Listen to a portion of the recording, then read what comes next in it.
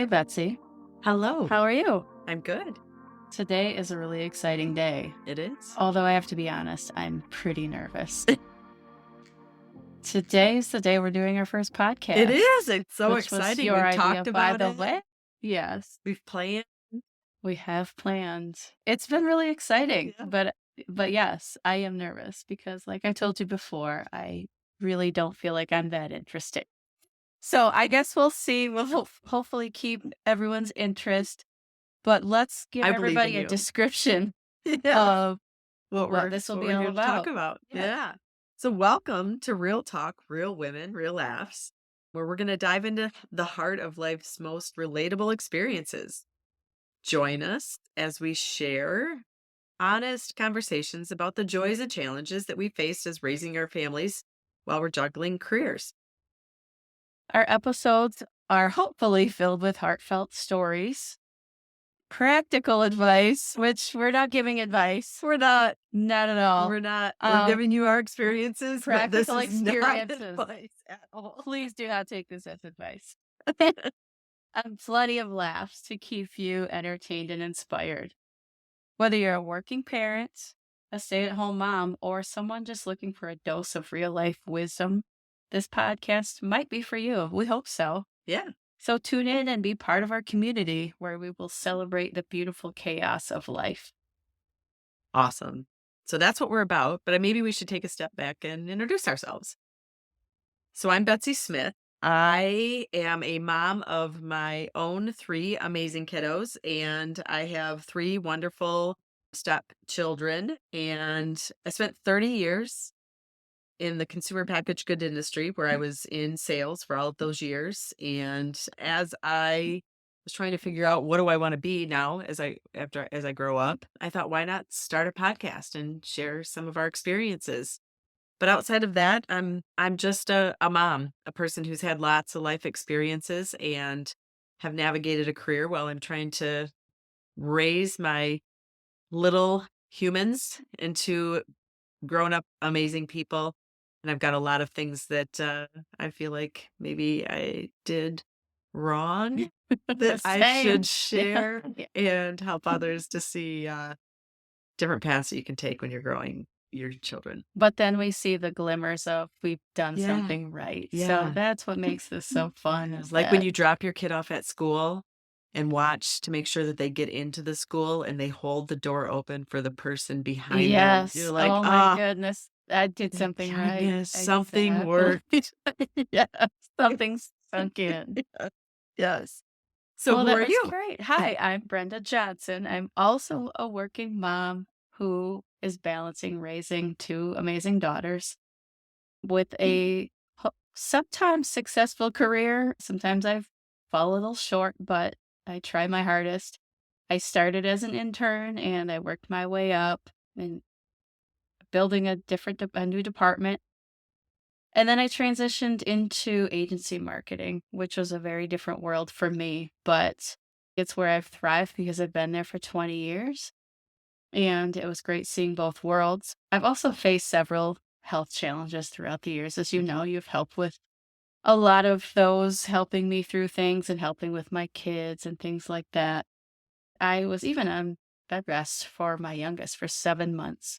A That long was 7 one of the months. most difficult times just because I still had a little one at home and I was trying to be the best mom to her that I could, but feeling like I was falling short at many times. So hard. So I do remain focused. Obviously, my family first and my career is a close second. I really want to be successful in that as well. So juggling both roles has always been difficult. And finding that work life balance is something I know that everyone struggles with and works on every single day Mhm. because it is difficult. You want to be everywhere all at once. But my main goal is to make sure that my kids feel loved and supported no matter where they are, no matter what they do. It's it's my goal in life to make sure that they know that there's someone here to always be there for them. And, I think that that's happened. I hope that that's happened, but it's been a rewarding and challenging experience. Yeah, no doubt about it. So, together, we thought it would be awesome if we could just share our life experiences with you and you could have a laugh just like we do at ourselves all the time.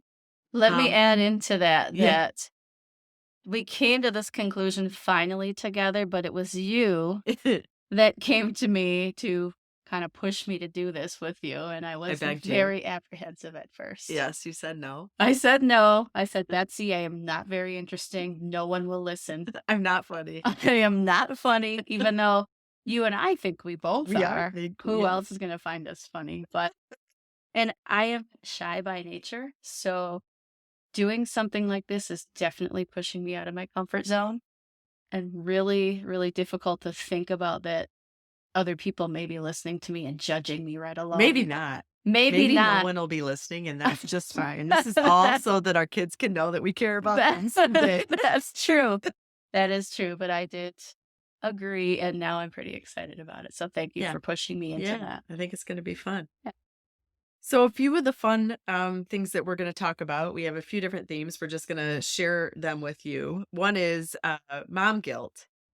So, over the years, Brenda and I have talked a lot about this, and I mentored so many different moms throughout my career that also struggle with this. You constantly feel like you're not good enough in every space that you're in. Mhm. And I think this applies to whether you stay at home or whether you are working. You always feel this guilt of not being everything that you need to be. To Um, everyone to all at the same everyone time. around Yes. you always, yeah, and so we thought it was a really, really good show theme for us to have, and we're not gonna be serious, so I just wanna make sure that everybody Yeah, understands that, exactly. but I mean, there are some serious messages that we're gonna have, but there are some funny stories too, like, I one of the times when as I worked at home for a lot of my sales career, and I didn't have that decompression, right? When people drive home from the office, it's sometimes nice. You can kind of decompress a little bit before you get into being around your family and having the experiences that you have at home. Be a little bit more separated from what you have at work. So when you work at home, you literally just walk out the door and wham, there's your family. Or sometimes they walk in. One of my favorite stories, if anyone else has ever worked at home, is the interruptions of your children coming into the office mid conference call or your babysitter. My babysitter picked up my work phone. Hello, how can I help you? I was like, oh, please don't. One of my coworkers, a funny story, she used to throw shoes at her children if they would Oh, interrupt her in the middle of one of her, business conference calls because kids don't really care what time they come into your office when you're working at home. It's their time. And so she would throw a shoe at them. I thought that was pretty classic, really good tactic. Many, many different ways that one of my first offices, another story, had French doors on it. And my children, as I would be in my office, I would lock the door so that they couldn't come in while I was working. If they were home with my home care at the time, they would actually face plant up against the windows out there. So I had to put pictures all over the French doors to keep it so that the bomb guilt wasn't literally visible in my yeah. sight at the window while they were being taken care of by someone else. So it's just that you try to do your best by being at all the functions and everything that you can, but a lot of times there's conflicts and Oh, sometimes it brings lots of funny well, stories. and there are so many things going on that we try to keep schedules, right? We Yeah, try to write everything down, yeah. but there have been times where I've been sitting at work at my desk and I all of a sudden get this overwhelming feeling. I was supposed to send cookies today, or I was supposed to, pick her up at, I'm sorry, I'm sorry, 2 o'clock. I will be, I'm coming. You're going to be late. But there have been plenty of those. My favorite was the daycare that would charge, I don't know, Yeah. $20 for every minute For that I every was minute. late. Yeah. It was like, oh Yeah. my gosh, I'm trying. Yes. Oh, there's so many of those. Yes, yes. Many, many good stories. So we'll share a little bit about our life experiences with that. I know both of us, this is another theme that we talked about. Both of us have tons of experiences with this. Oh, you're fine. Yes. I know I had a That's a lot of big that one. growing up as well. I did too. Yeah. But yeah, we carried it on to our children Mhm. and you have schedules and Uh-huh. everybody has zero time for interruptions to those schedules. And you're in the middle of meetings and you get the call, your child's sick. You're like, oh. Come on. How am I gonna do When that this? morning they said, "Mom, my tummy doesn't feel You're great." fine. "Oh, you're You're fine. You fine. go to school. You're You'll be totally fine. fine later." So many of those. Yes, And, yes.